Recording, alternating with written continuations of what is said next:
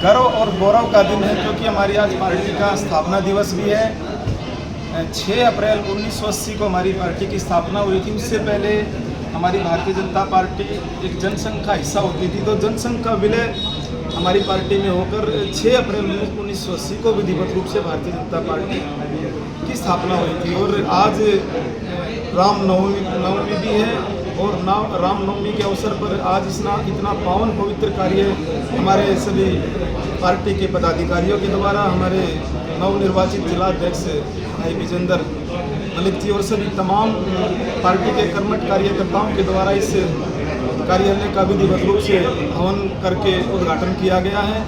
तो मैं तमाम भारतीय जनता पार्टी के कार्यकर्ताओं को, पदाधिकारियों को इस रामनवमी के अवसर पर, पार्टी के स्थापना दिवस के अवसर पर सबको नए कार्यालय की हार्दिक बधाई देता हूँ।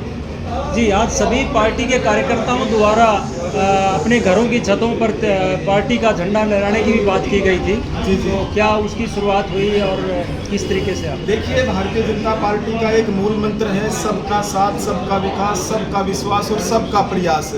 तो सबके प्रयास से आज विधिवत रूप से एक ही समय पर 9 बजे का समय हमारे माननीय प्रदेश अध्यक्ष मोहनलाल बड़ोली जी द्वारा निर्धारित किया गया था। तो सबने एक समय पर सामूहिक रूप से अपने घरों की छतों पर भारतीय जनता पार्टी का झंडा फहराने का काम किया और एक संदेश दिया कि पूरा समूचा हरियाणा 2 करोड़ 80 लाख लोग एक हैं और एक मत से सभी का एक विश्वास है कि हरियाणा को नए प्रगति पर, नई दिशा में हम कैसे लेके जा सकते हैं। आज पार्टी के स्थापना दिवस पर सबने संकल्प लिया है। दीपेंद्र का एक बयान आया है, कल गोहाना पहुंचे थे, कि भारतीय जनता पार्टी लूट और झूठ और फूट की राजनीति कर रही है। इस पर क्या कहना है? देखिए, कांग्रेस की तो दुकान वैसे भी पूरी तरीके से बंद हो चुकी है और मैं कांग्रेस के लोगों को एक ही बात कहना चाहता हूं कि आईना जब भी उठाया करो, पहले खुद देखा करो, फिर दूसरे को दिखाया करो। तो केवल कांग्रेस के लोगों के पास मुद्दों की राजनीति ना करने के अलावा उनके पास केवल लोगों का ध्यान भटकाने के लिए वो प्रयास करते हैं।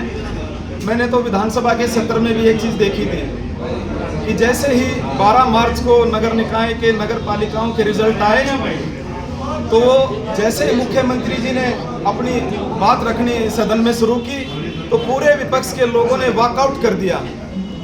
तो बाहर हमारा समाज का चौथा स्तंभ यानी कि मीडिया उनका इंतजार कर रहा था।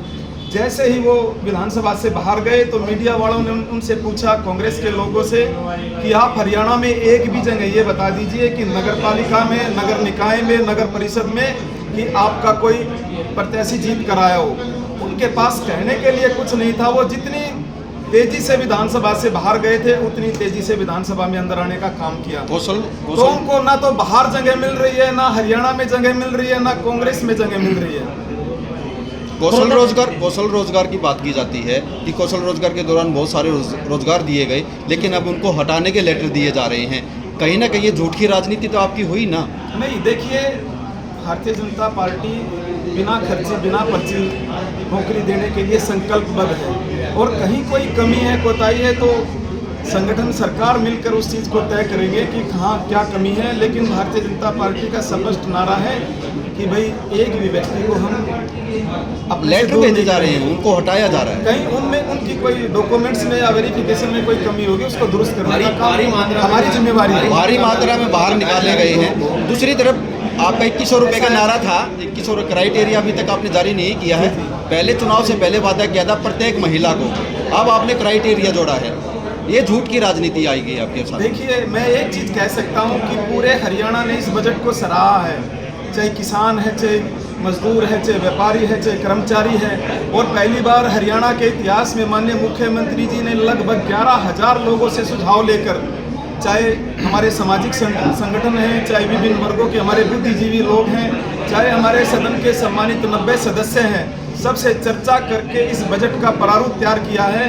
और माननीय मुख्यमंत्री जी ने पहली बार वित्त मंत्री के रूप में 2,05,000 करोड़ का एक अच्छा बजट पेश किया है जिसकी चर्चा पूरे हरियाणा में है। और कहीं कोई कमी है तो उसको हम दूर करेंगे। और ये पहली बार भारतीय जनता पार्टी के लोग हैं कि कहीं कोई कमी होती है तो उसको हम खुले में स्वीकार करते हैं। इन चुनौतियों को इनमें दुरुस्त करने का काम भी भारतीय जनता पार्टी की सरकार करने का काम कर रही है। विधायक जी बजट का जिक्र किया है, गोहाना का बाईपास जो है इस बजट में भी कहीं नजर नहीं आ रहा है और यह घोषणा की जा रही है कि बाईपास बनेगा, लेकिन बजट में है ही नहीं। देखिए, आप लोग सभी बुद्धिजीवी वर्ग से आते हैं। जब माननीय मुख्यमंत्री जी ने बजट पेश किया था, लगभग 3 घंटे का वो बजट भाषण माननीय मुख्यमंत्री जी का था। उसमें लगभग 11 बार आपके सोनीपत जिले का जिक्र हुआ है और 4 से 5 बार खरखोदे विधानसभा का भी जिक्र किया है। आज से पहले आप लोगों ने देखा होगा कितने मुख्यमंत्री जी सोनीपत का जिक्र करते थे। और जहाँ तक गोहाना बाईपास की बात है, तो माननीय हमारे मंत्री जी अरविंद शर्मा जी ने भी इस विषय को रखा है और जल्द ही मेरे ख्याल से इसका काम विधिवत रूप से शुरू हो जाएगा। बजट में तो कहीं जिक्र ही नहीं है, बनेगा कैसे? नहीं। खरखोदा को गोहाना संगठन जिला में शामिल करने से नाराज दिखाई दे रहे थे खरखोदा के कार्यकर्ता, क्या कहेंगे? किया था। देखिए, नाराजगी होती है घर में और हमारा कुंबा बड़ा है तो कुंबे में थोड़ी बहुत नाराजगी होती है। और लेकिन भारतीय जनता पार्टी के सभी कार्यकर्ता एकजुट हैं और डिसिप्लिन पार्टी है। और जहाँ तक बात है संगठन की, भाई कोई भी पार्टी है, सब चाहते हैं कि आपके संगठन का विस्तार हो। तो संगठनात्मक दृष्टि से हमने बेशक इसका विस्तार करने का काम किया है और ऐसी कोई भी चर्चा नहीं है कि खरखोदा गोहाना का हिस्सा नहीं प्रदेश अध्यक्ष ने और कहा। मैं आश्वस्त करता हूं कि खरखोदा सोनीपत जिले का हिस्सा है और सोनीपत जिले का हिस्सा ही रहेगा।